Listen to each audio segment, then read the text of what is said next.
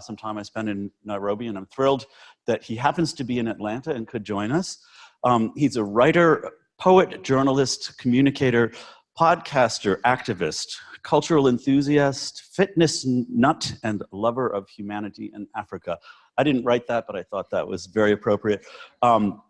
He also, most recently, is a very inspiring cancer fighter who has written very movingly about his journey. Among other educational achievements, he has a Master of Arts in radio production from Bournemouth University in the UK, which helped launch him on a radio career, which has included work with the BBC. And he's done a lot of really interesting coverage. He recently did a TEDx talk in Mombasa, which you can find if you Google it on YouTube. And among other things, it has a few little snippets of some of the very inspiring stories he's done in Africa. Along with some freelance journalism, writing, and other kinds of media, he's had stints with various NGOs in the communications world. So he knows us well. He has friends with CARE in Nairobi. He's currently running a storytelling podcast called Nipe Story, or Tell Me a Story. And in the TEDx talk that I referred to, he draws a very interesting parallel between his love of storytelling, which he gained as a child, and his passion for journalism, and also about how radio is extremely evocative because the voice sparks imagination in a way that seeing things visually doesn't. So in so many words, Kevin is an extremely interesting and inspiring guy. Along with his work as a communicator and journalist, he is also instrumental in the LGBTQ movement in Kenya and in East Africa in general, and we're going to leave it to him to describe more about that. His first book is called Invisible: Stories from Kenya's Queer Community, a collection of stories, letters, and poems about the triumphs and challenges of living as LGBTQ in Kenya. And for those of us who live in the US, I think it's really important to be reminded of a very different world that people live in so much of the world, including many countries where CARE is active. I would recommend the book. It's available on Amazon. And with that, I guess I'll turn it over to Kevin, and he'll speak for 20 to 30 minutes, whatever, and then we will open up to questions. Kevin. If that light is shining too much in your eyes, feel free to stand. Good morning, and thank you for having me. And Rick, thank you for organizing this. I'll start with the good news. Not many people expect to hear lots of good news on LGBTQ communities in Kenya. But did you know that in Angola, Benin, Botswana, Burkina Faso, Cape Verde, the Central African Republic, Chad, Congo, Cote d'Ivoire, the DR Congo, Djibouti, Equatorial Guinea, Gabon, Guinea-Bissau, Lesotho, Madagascar, Mali, Mozambique, Niger, Rwanda, Sao Tome and Principe, Seychelles, and South Africa. Those 24 countries don't have any laws that target people who are queer at all. We don't get to hear that as often. We often get to hear the bad news, but that's just under 50%, 24 out of 54 countries. So that's the good news I bring from the continent, and I strongly believe this is changing. Like Rick said, Kenyan by birth, born and bred in Kenya, and I came out in Kenya, and most of my formative years as a queer man has been in Kenya. I've been in and out of the activist space. I currently serve as the chair of the Gay and Lesbian Coalition of Kenya, which is a coalition body made up of small organizations that are based across the country. When I moved back to Kenya from Bournemouth 13 years ago, I'd never thought that there'll be an organization in all the major cities or towns across the country. When I was growing up, you almost thought I thought I was the only gay in the village, to use the expression. Unfortunately, there's still very many people who still think they are the only gays in their villages. And it's not just in Kenya, but my passion is to make sure through the work that I do, through the media, through activism, is to make sure that young Kenyans don't feel that they're the only gays in their villages anymore. And I think that is a driving force for very many of us. What is it like to be queer in Kenya? I've struggled with this question so many times because there isn't really one response. At first, I used to tell people I don't think about it. And I realized I had to check myself because I speak from a position of privilege. My brother Mark and I, who's here with me, grew up in a middle-class suburb. We used to holiday abroad when we were kids, went to private schools, and conversely, as I grew up, those were the spaces I navigated. I had a good career, and I came out in all the jobs I've had, at least since I came out, they knew I was gay. So I had that luxury of that.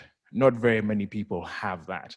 I lived in a gated middle-class suburb in Nairobi, and people really didn't bother, you about your life and how you chose to live it. So I used to, yeah, it's all right.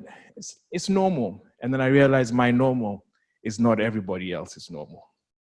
So what is it like to be gay in Kenya? Right now, I'll read something that came up in the papers on Monday. It was one of the most progressive paper in Kenya. Faith-based organizations and religious institutions want the government to investigate the source of money for lesbian, gay, bisexual, and transgender rights organizations in the country.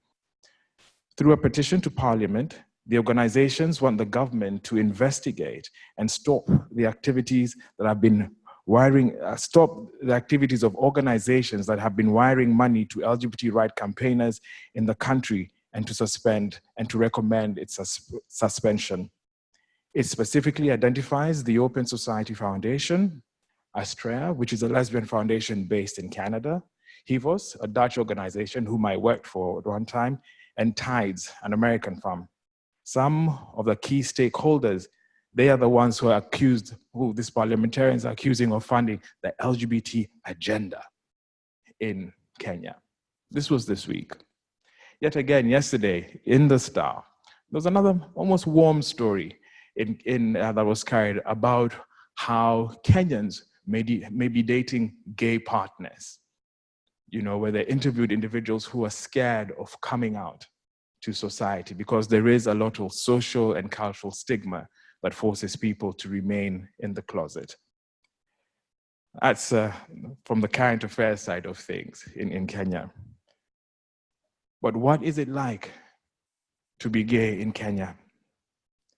It is dealing with the blow of losing that petition that pushed to decriminalize homosexuality.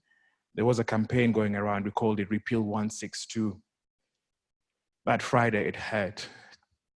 We hoped we'd win, but we lost. And it was so refreshing to see LGBTQ individuals from right across the country come to Nairobi. We didn't care about what form of media coverage there was, and we were jostling for positions in court. There were people in the corridors listening to the ruling. It was streamed globally by Reuters,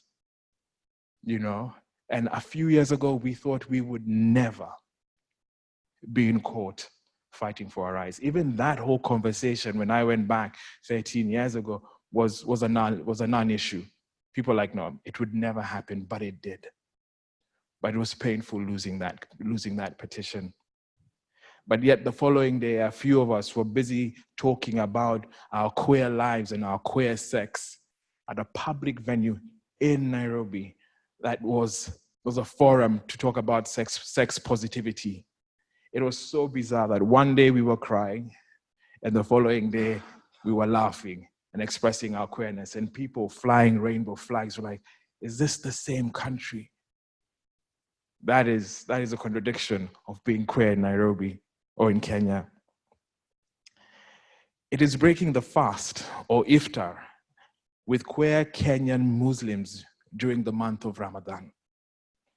This was an event, the first of its kind that was held, organized by a lady called Shamim, and she had decked this place out. We went for evening fast, and it was really interesting seeing people who are covered, but were in a queer space, veiled rather, but we're in a queer space. And like that was the first time for us where people realized people were able to merge their Muslim faith and their sexuality for the very first time. This is not too long ago. This was a month ago. It is telling our coming out stories publicly. There's a podcast you can follow called Afro Queer. And a few of us were able to tell our coming out stories in this very same Nairobi. There are rainbow flags flying across office balconies in Kenya, in Nairobi per se. It is a space where we're offering an opportunity to the Ishto Dolls, which is a group of cross-dressing men who have fashion shows and performances every now and then and go out publicly on Friday nights to express themselves. It is a friend of mine known as Kawera Murichia who uses fabric and art on what we know as the leso or the kanga, which is a wrap, and she wants to document, she wants to use that to highlight every gay movement across the world. And she's been given a space to that in this very same country that I call home. It is making sure you can access condoms, PrEP, female condoms, dental dams at VCT clinics, or when we are lucky in public health institutions. It is having LGBTI organizations and community organizing, like I mentioned earlier on, in every major city and town in Kenya. Being queer in Kenya is not just a Nairobi thing anymore. It is being offered a platform on digital media. Mainstream media is still hesitant to cover LGBTI issues openly because there is that whole fear of guilt by association. It is being home to gay refugees from Uganda, Tanzania, and Ethiopia. Being gay in Kenya is daring to create movies like Rafiki and Stories of Our Lives, which have offered our narrative of what it is to be gay in Kenya. It is writing and speaking and celebrating openly the life of queer writer Binyavanga Wanaina when he passed on, where local papers had glowing tributes to his life. And I was honored to be able to contribute as a gay man in that space. It is making sure that we have spaces to talk, to share, and to party within Nairobi. But being gay in Kenya is also being beaten, being blackmailed, being baggered, or even being raped. It is about abuse. It is about discrimination. It is about suicide. It is stigmatization, depression, or rejection from friends and loved ones. But it is also about falling in love, self-discovery, and happiness. Being gay in Kenya is sometimes 2 steps forward and 5 steps back. It is big wins. It is small wins.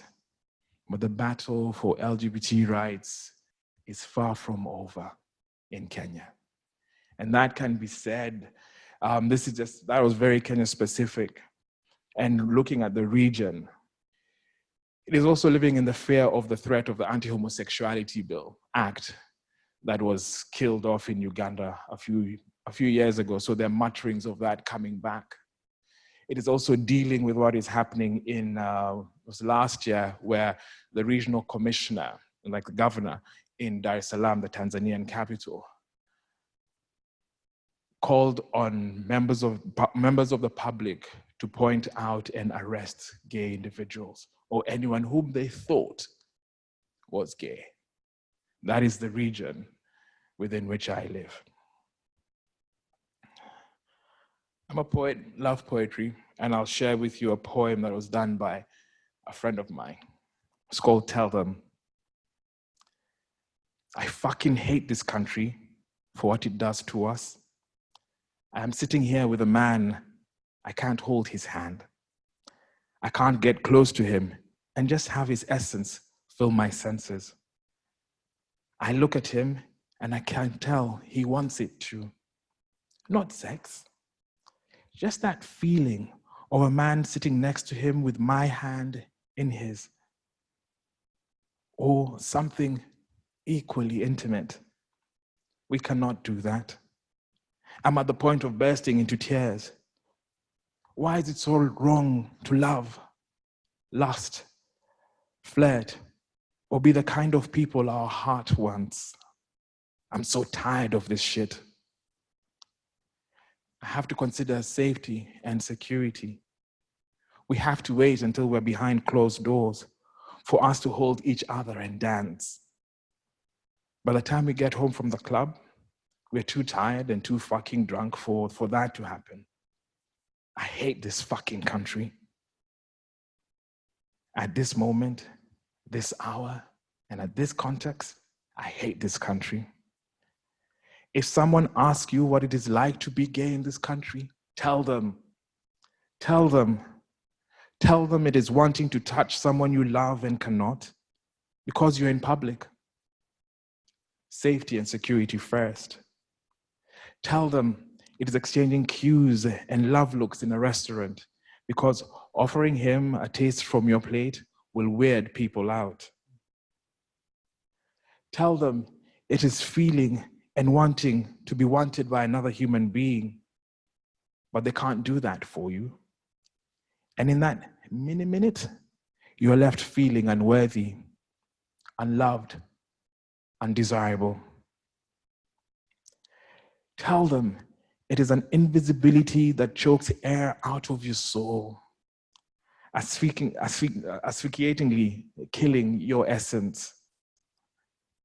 Tell them it is spending your life seeking authentication, affirmation, recognition, benevolence, normalcy in an abnormal world. If someone asks you what it is like to be gay in Kenya, tell them that being a self-identifying gay man is cloak and daggers here. So many have been caught in the dagger than in the cloak. And those who survive, we live our lives wondering whether we are next, regardless of our best efforts. Tell them that being gay in Kenya is having to face your mortality, its fragility, every time you walk out of your door of your house, and praying that you're not the next statistics. Tell them it is loving and hating your country in the same equal measure that loves and hates you. A dual personality.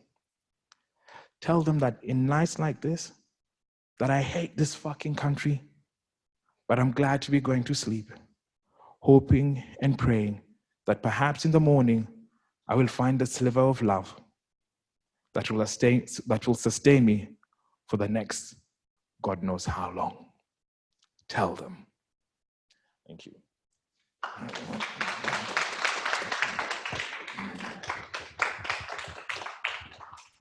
Thank you, guys.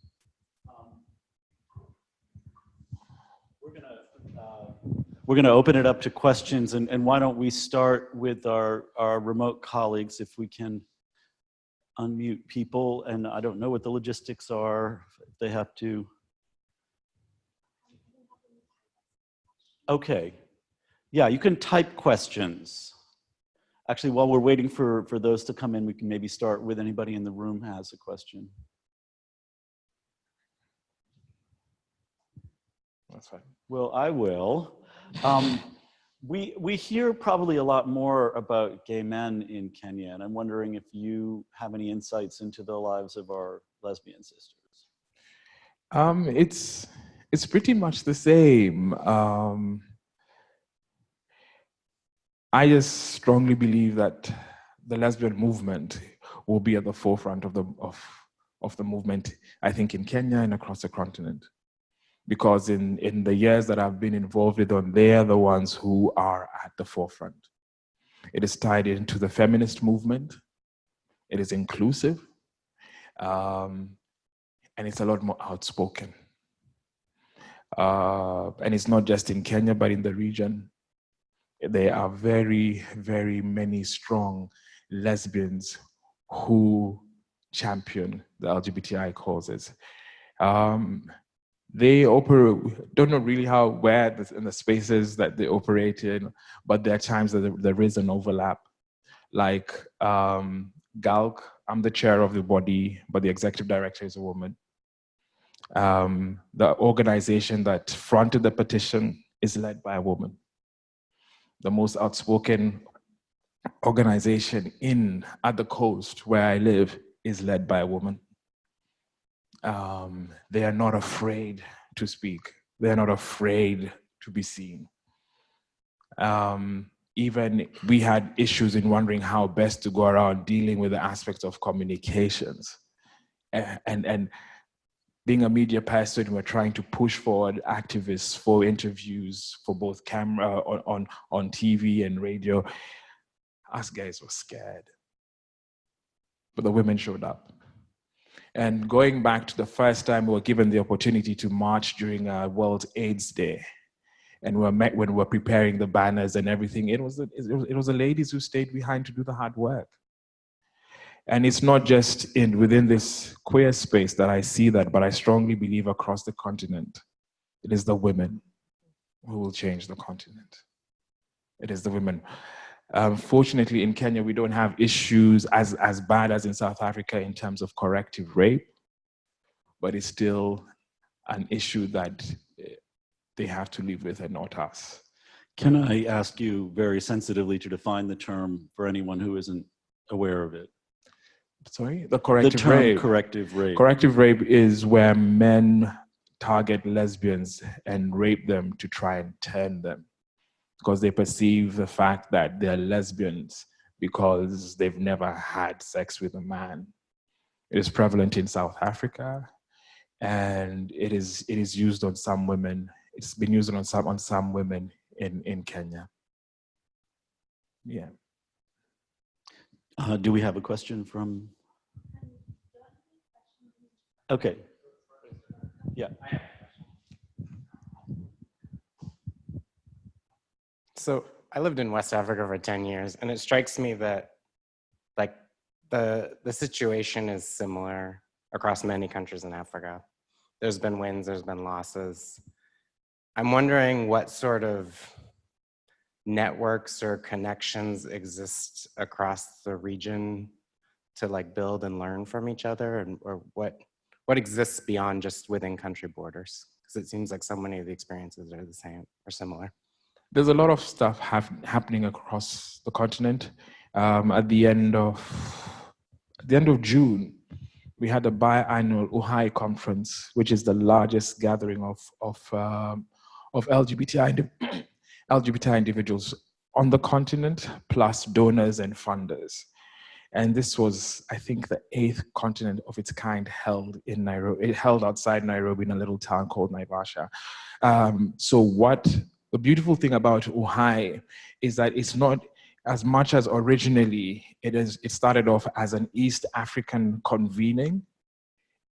They make a deliberate effort to get other organizations from Southern Africa, from the Indian Ocean Islands to West Africa and North Africa. It is huge. We have at least over 150 people. These are queer Africans convening in Nairobi, in Kenya. It is amazing. I was involved in setting up the very first, we call it CFCS, Changing Faces, Changing Spaces. And that was just Kenya, Uganda, Tanzania, Rwanda, and Burundi. 2 years ago, when I was rapporteuring there, I met someone from Mauritania.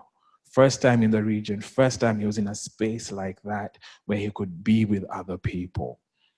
Through that, there are other basket funds, funding organizations that are indigenous to the continent that have been set up. There's the other foundation that targets Southern African countries. Its DAO has just been set up in West Africa.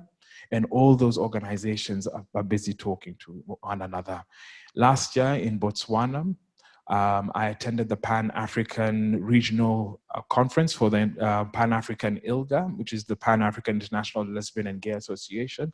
Yet again, another huge convening. It was the most beautiful thing I had seen. To imagine walking to a room of 200 people from right across the continent, and no one cares. You know, no one cares. It was a very, very affirming process where people were able to share from their region. So there's a lot of talking within that space. One of the sessions, breakout sessions that I really enjoyed speaking to was where we had the PFLAG chapter in South Africa. That is Parents and Friends of Lesbians and Gay Individuals. And these were mothers talking about how they had to defend their daughters because there was no one else who was going to do that. And we're like, we need to get you to Kenya. If there was a way to get you to share your experiences across the continent, that'd be awesome. You know, there was an interfaith meeting of LGBTI activists who are working within faith circles. They had a pre-conference that took place. There was a trans pre-conference that took place. So there is a lot of talking taking place within the continent, within the various movements. I wish, one of my desires is the content, like my book. I'd love to see that translated to French so it can be, so that people can read it. And then once we're over that, we could have it into Portuguese for Lusophone in Africa, and also for Arabic. Going back to the Ohio conference last year, it was so empowering to find lesbian delegates from Sudan. You don't expect to see stuff like that. There were people who'd come from Egypt saying, this is the most freest we have been in a while. And this was in Kenya. You know, so for a number of, and this was at a huge sort of golf course. And over time, the staff have been sensitized. They know they're a group of interesting individuals who will come to us. It is one of the largest conferences that they have. Initially, they were really hostile to us. I think 3, 4, I think it was CFCS 6, where at the same venue, we were having all the Kenyan governors attend a meeting. And the president, and they wanted the venue to themselves, and the hotel said no, and the president's family is involved with that hotel. They said, no, sir, this is one of our biggest conferences. So it was big enough for us to be sectioned, you know, and we're shocked. You're walking in, just finding Government of Kenya cars all over in one other parking lot. And then you see people in heels and dresses walking across. It's things like that that make you believe it is possible. It will happen. And not just for us, but for many other countries across the continent. When we got the ruling on May 24th, but this was a postponement. The first initial ruling, when the postponement happened, we had activists coming from Nigeria, Uganda, and Tanzania in support of us. When Botswana got their positive ruling, everyone was aware. We're following it on Twitter. You know, organizations were retweeting that, and they're hoping to host their first Pride in June next year. I hope to be there, and I know so many other people will make their way to Botswana. So there is a lot of conversation taking place. There's so many, a number of these organizations meet at, I think every 2 years at the Africa Human Rights Commission, which falls under the umbrella of the African Union. And then there are organizations like Coalition of African Lesbians, which is a regional coalition, and they're busy talking. So there is a lot of synergies and discussions taking place across the continent. I think the challenge is the vastness of the continent, and just flying across the continent is really expensive. You know that. So that is a problem. And then I think the fact that so many countries are at different stages. South Africa is at a different stage. We're at a different stage. And then you find someone from Mauritania who needs support in a matter of capacity building, or just how to just start the process of organizing. Those are some of the challenges. And now we're busy training one another and supporting one another in movement building. Any questions online? Okay, so this question is from Kelly. No, Kelly, she's one of the organizers.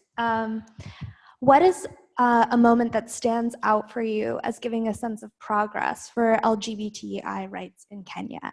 The kind of moment that gives you hope for the future.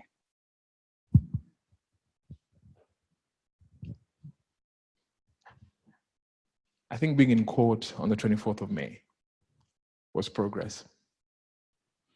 We had never thought we would get to that point. And it's made us dream. Where as much as right now the agenda is just to repeal Section 162 of the Penal Code, we're also thinking, let's just ask for marriage as well. You know, let's just, I know we in the petition it says we're not asking for marriage, but we know once this is done, we can dream even bigger. To think that we were, during the postponement, and when they postponed it the first time, and we were walking down towards the exit, someone from the registry shouted, it was in Kiswahili, "We're with you." You'd never thought in this square government organization, there are people who supported us. And people were not ashamed to have their pictures taken, to be interviewed by the press. We had done it. People know there is a movement of LGBTIQ, everything else that comes after that, individuals in Kenya. There is a movement, and we're slow, and we have made traction. That moment was a moment, and we could dream, and we will go back for the appeal. When it gets to the Supreme Court, and if it goes to the Court of Appeal, we'll be back there. So that for me was a highlight. Yeah. Other questions online? Are people able to do it? I mean, Kelly is a moderator. Is that the only reason why she was able? Okay. Yeah. Okay. So another question, are there any industries that stand out in East Africa as being supportive of LGBTQI rights and equality? For example, restaurants, retailers, and how do they partner with the movement? Unfortunately, there are a few places, very, very few places. There's a nightclub that is run by a gay man in Nairobi. There was one that was queer friendly, and it's been like queer friendly for many years. It's called Gypsies. It's in a neighborhood called Westlands. But no one's doing it openly. No one's doing it openly. We had the Creative Workplaces Conference in Nairobi 2 years ago, and that was trying to enable public sector, especially international organizations that are based in the region, in Kenya, to try, because a lot of them do have diversity policies, but don't implement that in Kenya. So this conference was trying to get the IBMs, the Microsofts, the Googles, because Nairobi is a huge regional hub for a lot of multinationals, trying to get them to embrace or embrace and put into place the diversity policies. We had 2 or 3 Kenyan organizations come in as well, and that was a positive. So we're taking, like I said, small wins, big wins, we'll take it. But generally, there isn't much happening in that space. There are small organizations started by individuals. There's a friend of mine who started a tour company, and he deliberately targets LGBTI individuals who will come to Kenya, and he'll organize it. He's created networks with hotels who will make you feel safe. The drivers and the tour guides know what's happening. Yeah. That's really wonderful. If I ever go to Nairobi, I'll need his recommendation. So there are a lot of questions coming up about the relationship with the church and religious organizations and their expectations, demands, reactions to the LGBTQ community. We need to do a lot of work with the church in Kenya, because with the unsuccessful ruling, some feel justified to take the positions that I think the mainstream churches feel justified to take that position.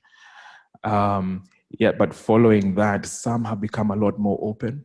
Even in the run-up to the ruling, they were having dialogues to talk about the gay agenda. And also the key, there's the hardliners are pushing in that message. They're trying to protect the family. That being queer is a threat to the African family in Kenya. So the hardline churches are taking on that stance, and in some areas are getting traction. Just the parliamentarians who are doing that are that. For some individuals, being affiliated to a church guarantees them a following.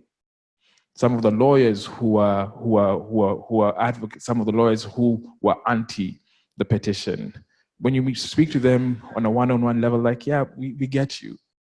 We understand that this is important, but heck, this is where we're getting paid. So there are individuals and organizations that are not just working with the church, but are working with Muslim leaders.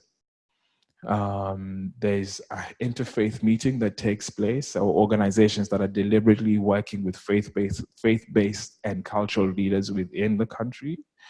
A few years ago, a research institution called KEMRI that supports the LGBT community and carries out matters of not just sexual health, but just all generally health. They have a clinic. That clinic was attacked by members of the public. And the people who spearheaded that attack were religious leaders from both the Muslim and Christian side. But now I saw a video a few weeks ago. These guys have become allies.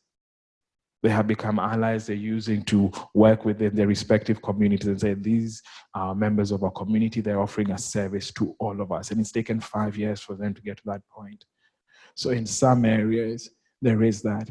And, excuse me, unfortunately, the evangelical right is a huge threat. And hardline Muslim groups are a huge threat to not just Kenya, but I think right across the continent. They have a lot more money than we do, and seem to have a footprint that is slightly bigger than ours.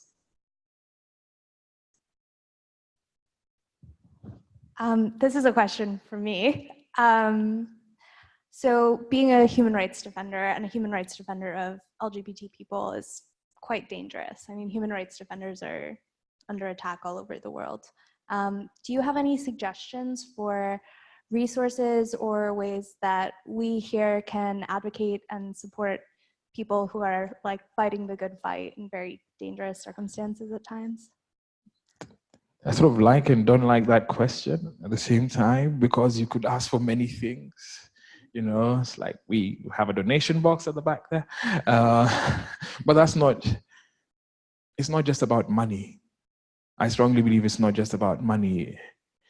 Maybe I think it is share the resources that you see coming out of the continent. If Rafiki or Stories of Our Lives is screening somewhere, tell people about it. Normalize us so that people know the narrative. That's why at the beginning it was important for me to mention the 24 African countries by name, so that you know it is not as bad. It's not as bad. It is.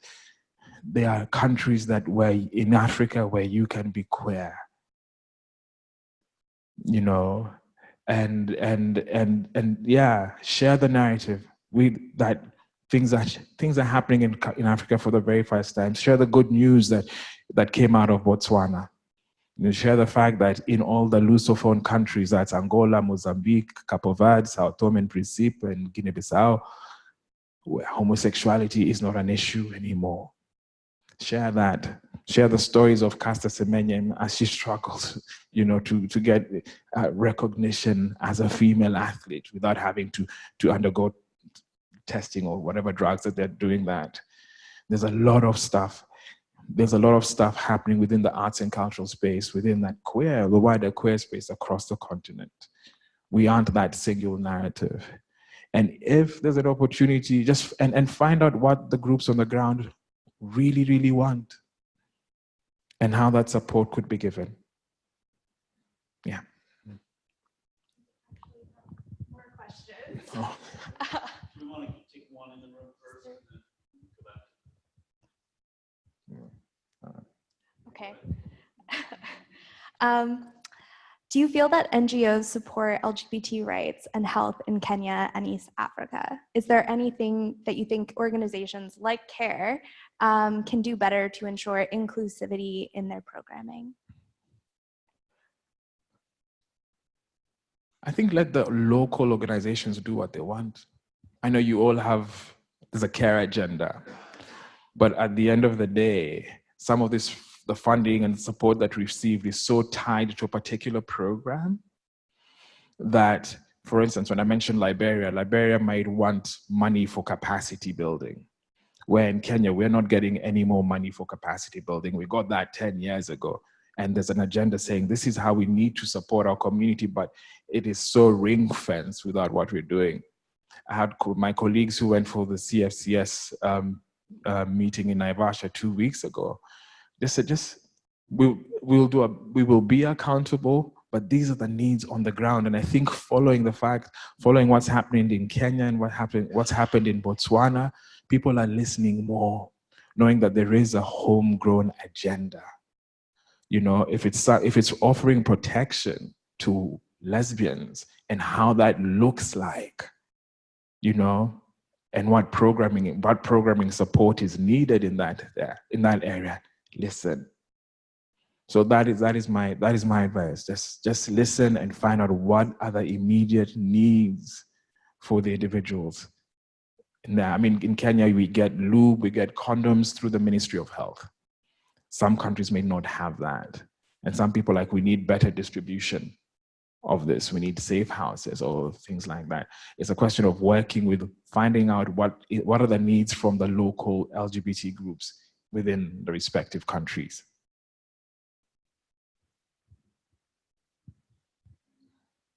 I think this is the last question I have. How can we follow and support your work and the work of your affiliates?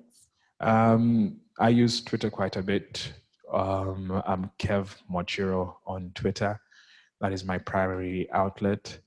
And I retweet a lot of stuff that's happening within the continent and within Kenya. So yeah, as much as I can, I put what I can on Twitter. That's my handle's Kev Mwachiro. Yeah. Oh, and yes, thank you, my brother. Yes, my future manager. Nipe Story. I'll tell you briefly about Nipe Story. Nipe Story means tell me a story. It's the podcast I started just 18 months ago. It's audio versions of short story fiction from Kenya and across the continent.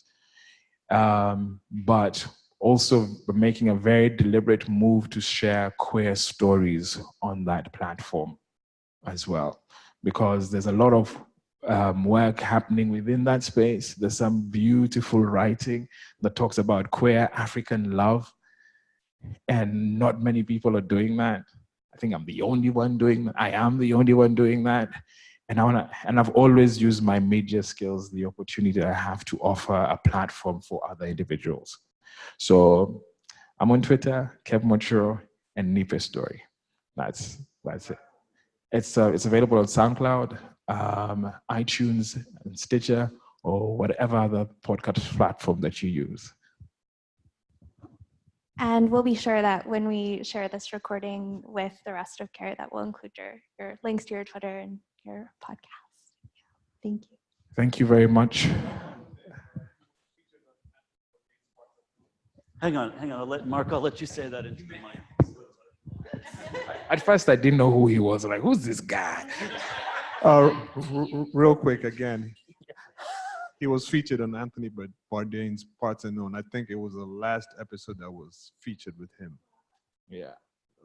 And it wasn't just me, it was other queer activists and cultural enthusiasts in Kenya. It was an honor to meet him. And we're really grateful that Parts Unknown gave us that platform to talk about what it was like to be queer in Kenya. Yeah. I have a couple more questions. One, you mentioned refugees, that there were some queer refugees in Kenya from Uganda, Tanzania, and other places. What is their status? Are they granted any kind of official recognition, or are they kind of under the radar? What has happened is when Uganda passed the law, the Anti-Homosexuality Act, very many Ugandan refugees fled the country. There was an underground railroad of people getting out of Uganda, and most of them came to the States. And some usually there's a strong network within the region, so people move to country. Some might, when things get too hot in Tanzania, they come to Kenya, or when things, doesn't happen often, where individuals who feel their safety is compromised in Kenya, they go to Tanzania, and it happens within Rwanda, Uganda, and that kind of thing. There is a group right now of Ugandan refugees who are based in one of the second largest refugee camp in Kenya, Kakuma, which is to the north. They get support. Within the camp, you get support from UNHCR, you get protection. But it's been difficult for them there because they have been kept in a separate compound within the wider camp. Some of the other refugees think they're getting preferential treatment. So it hasn't been easy for them. If those who live in Nairobi don't get any support from UNHCR, there's a group of, yet again, Ugandan refugees who live in the city, and they have started self-help groups. They're put up in safe houses. There are a couple of safe houses there. Also, there are a few from Ethiopia who live within those safe houses. They're granted refugee status. And sometimes a few of them are brought into Nairobi to be urban refugees and get support from UNHCR. But that sometimes doesn't go really well with the other refugees who know that this is not allowed, but UNHCR is just trying to deal with that. But we're just glad that we are able to host other refugees, other queer refugees from the region. I also wanted to follow up on something you mentioned briefly on HIV related. You mentioned PrEP. For those who aren't familiar with the term, it stands for pre-exposure prophylaxis, and it's a relatively new development which involves taking a pill a day for HIV negative people to prevent getting HIV. It's very effective, and it's made a big impact in places where it's been widely rolled out. In New York, San Francisco, Australia, New Zealand, they are on track to actually possibly eliminate new HIV infections, but it's expensive and it's complicated. And I did read that Kenya had at least some sort of pilot program around PrEP. I wonder if you could bring us up to speed on what's going on in that arena. We were one of the first countries, I think, to have that pilot program. I think that was through PEPFAR. And you can get PrEP thanks to the government. I mean, despite everything else, I think when it comes to health, especially we call them key populations, we work hand in hand with the government. Men who have sex with men or women who have sex with women, WSW, MSM, and sex workers are recognized as vulnerable groups within the country's national AIDS policy. As they sit at meetings, the First Lady has engaged with members of the community. The Ministry of Health knows that there are LGBT groups within Kenya. They may not say gay, but hence the term MSM and WSW, but we are recognized. And that happened quite a while ago. And we are able to access government condoms, PrEP, thanks to them. So if you walk into any queer-led health facility, you have access to PrEP for free. How many people are taking that up? I don't know. I don't have any statistics with me, but I know that even in the little town that I live in Kilifi, you can access PrEP easily, fairly easily. PrEP and even lubes, you know, yeah. Any other questions? Anyone here? Well, with that, I will cordially thank Kevin for an extremely interesting discussion, and ask everyone to please stay and mingle, and please eat some of the goodies, because otherwise I'm going to have to take them all home, and we don't want that to happen. So thanks again, Kevin, and thanks to all of you, and have a wonderful day.